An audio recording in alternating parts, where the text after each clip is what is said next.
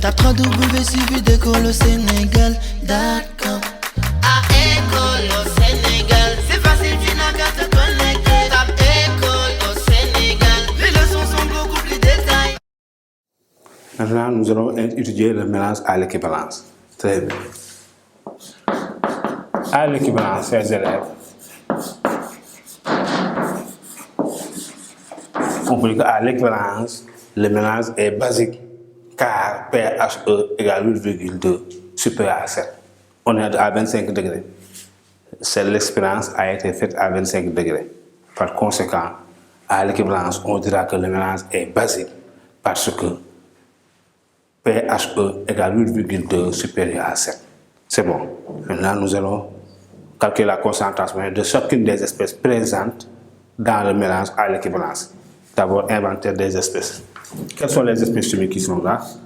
D'abord, les molécules d'eau, H2O, H3O+, OH- en tant que solution aqueuse.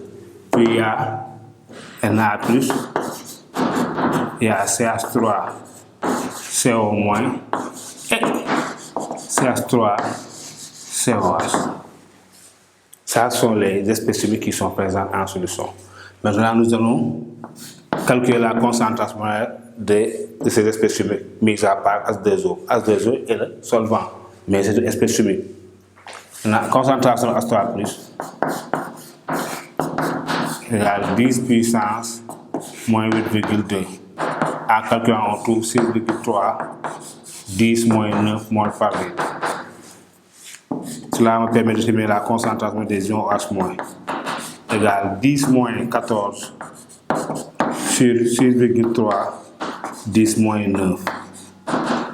En calculant, on trouve 1,58, 10 moins 6 moles par litre. Et là, chers élèves, il faut faire très attention. C'est là où beaucoup d'élèves commettent des erreurs.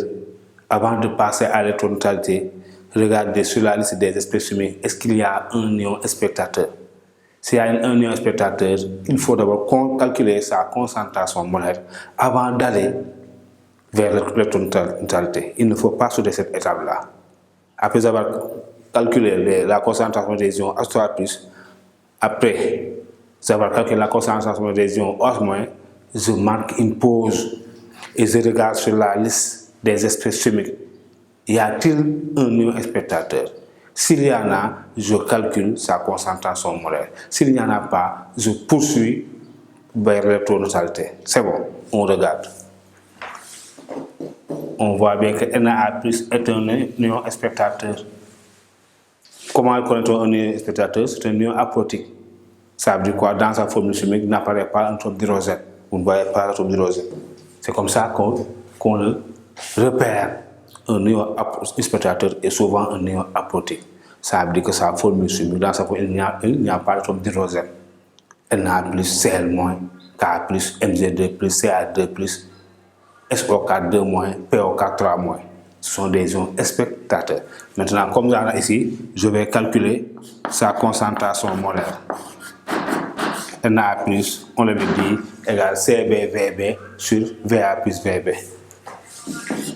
CbVb sur Va plus Vb. Mais comme on est à l'équivalent, c'est Vbe. Ca, c'est combien? 10 moins 2 fois 10, 10 ça fait 20. On trouve 5, 10 moins 3 moles par litre. Ok, maintenant c'est à partir de ce moment-là que je viens vers l'électroneutralité. Nous aurons concentration de H3O+, puis concentration de Na+, et la concentration de OH-, plus la concentration des ions éthanoates. Cela, c'est l'électroneutralité qui nous permettra de déterminer la concentration des ions éthanoates. Donc nous aurons concentration des ions éthanoates et la concentration des ions Na+, puis concentration des ions OH-, moins d'abord plus concentration des ions H3O+, moins la concentration des ions OH-. Et là, c'est combien? 5, 10, moins 3, plus 6,3, 10 moins 9, moins 1,58, 10 moins 6. Ces élèves, on voit que 10 moins 3 est largement supérieur à 10 moins 9 et 10 moins 3. Ça veut dire quoi? Que la concentration des ions état noir est essentiellement égale à la concentration des ions Na+, égale 5, 10 moins 3 moles par litre. 5, 10 moins 3 moles par litre. Maintenant, il reste à déterminer la concentration des molécules de cet état numérique à l'équivalence. Ici, pour cela, on va appliquer la dernière étape qui consiste à utiliser la conservation de la matière. Conservation de la matière. Donc, on aura Ca à l'équivalence, c'est Ca bar égale Ca Va sur Va plus Vb. À l'équivalence, il y a de l'acide. C'est VB1, même on précise. On n'est pas là, on est à l'équivalence. À l'équivalence, la concentration de l'acide est appelée Ca bar égale CaVa sur Va plus VB1 égale concentration de molécules de cet état numérique plus la concentration des ions état noir. Donc on a dans ce cas concentration des ions état numérique égale CaVa sur Va plus VBE moins concentration de CH3CO-. Et en calculant, en remplaçant les grandeurs par leur valeur, et pour CH3CO-, il faut prendre toutes ces quantités-là. Parce que la concentration des molécules d'acide n'est pas nulle. Donc pour utiliser la concentration des ions CH3CO-, il faut prendre toute cette expression-là. Et en calculant, on trouve 1,58 10 moins 6 moles par litre. Ces élèves, nous venons de déterminer la concentration molaire de toutes les espèces chimiques présentes en solution. On voit qu'il y a deux espèces qui ont la même concentration, deux autres espèces ont la même concentration et il y a une espèce qui est seule. Donc regardez ici, la concentration des ions OH- égale 1,58 10 moins 6 est égale à la concentration molaire des molécules de cet état numérique. La concentration molaire des ions Na+ est égale à la concentration molaire des ions état noir. Et on voit bien que H3+, la concentration molaire des ions H3+ est égale à 6,3 10 moins 9. Maintenant, chers élèves, qu'est-ce qu'on constate? On constate que la concentration des ions Na+ et la concentration des ions état noir sont plus grandes que la concentration des ions OH- et la concentration des molécules de cet état numérique restant. Ici, on constate qu'on a trois types d'espèces. On a trois types d'espèces dans le mélange à l'équivalence. On a deux espèces minoritaires, deux espèces majoritaires d'abord, deux espèces minoritaires et une espèce ultra minoritaire. C'est ça qu'on observe. Na+ et CH3CO- sont les deux espèces majoritaires. OH- et CH3COH sont les deux espèces minoritaires. Et H3O+ et l'espèce ultra minoritaire.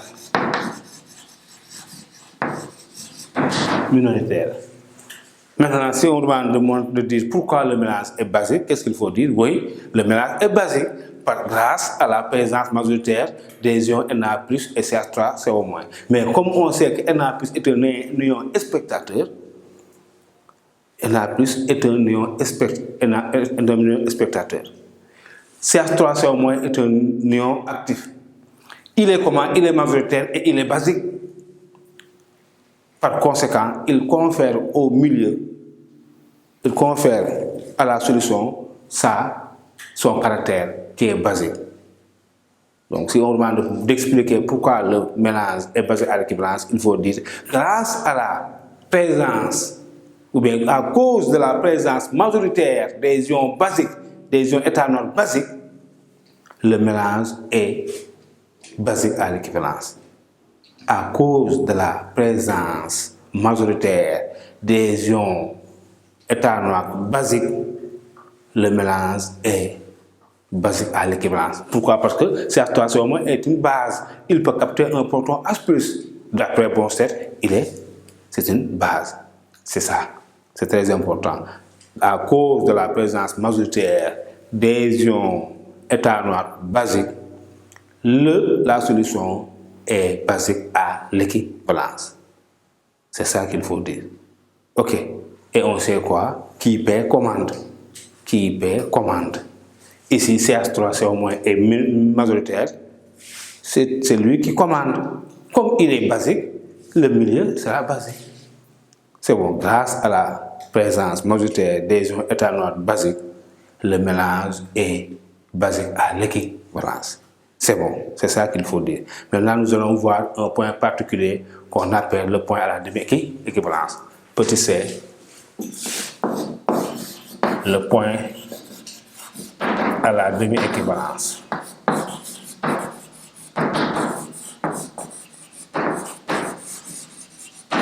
À la demi-équivalence. Qu'est-ce qu'on a à la demi-équivalence? On l'appelle le point E1,5. Un point E1,5. D'accord. E est le point à l'équivalence. E1,5 est le point à la demi-équivalence.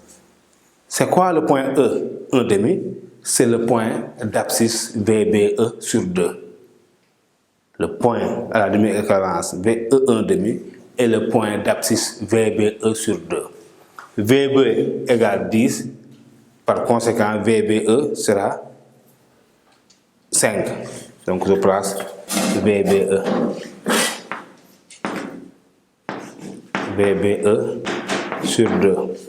Et je place le point E1,5.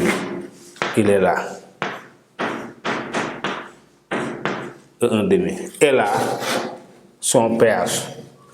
E1,5.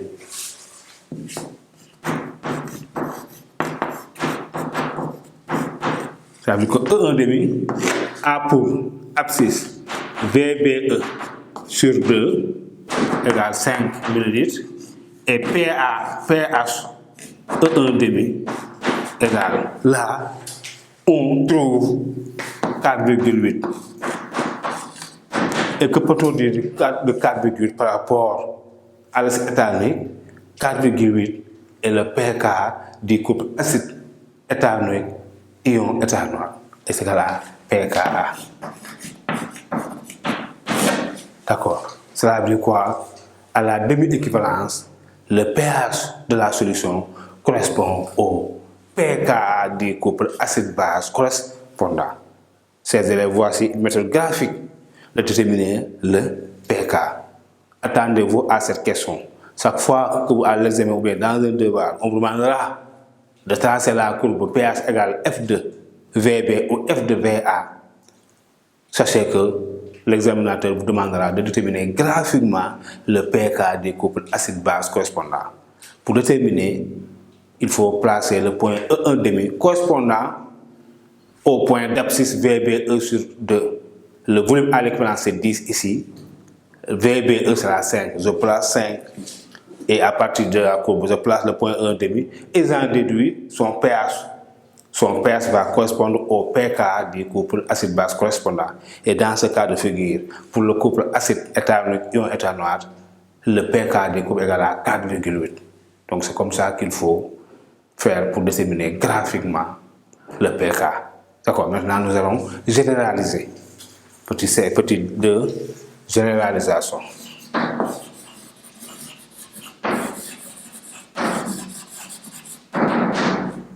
Généralisation.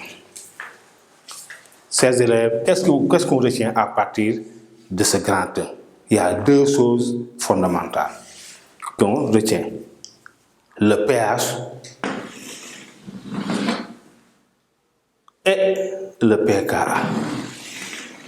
Donc on dira quoi? Généralisation de façon générale. Ici on a particularisé avec l'acide éthanoïque, maintenant on va généraliser pour tous les acides faibles dosés par une base forte. On dira quoi? Lors d'un dosage d'un acide faible par une base forte, le pH du mélange est toujours supérieur à 7 à l'équivalence. D'accord? Et à la demi-équivalence, le pH de la solution correspond au pKa du couple acide-base correspondant. Je reprends pour la généralisation.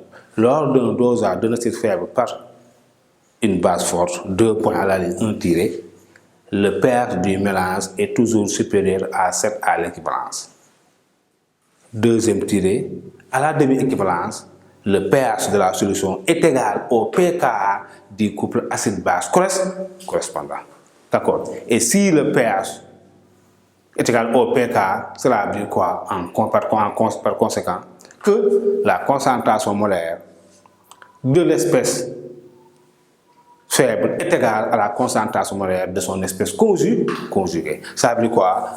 Pour pH égale 4,8, ici, les deux espèces sont en quantité égale. Ça veut dire quoi?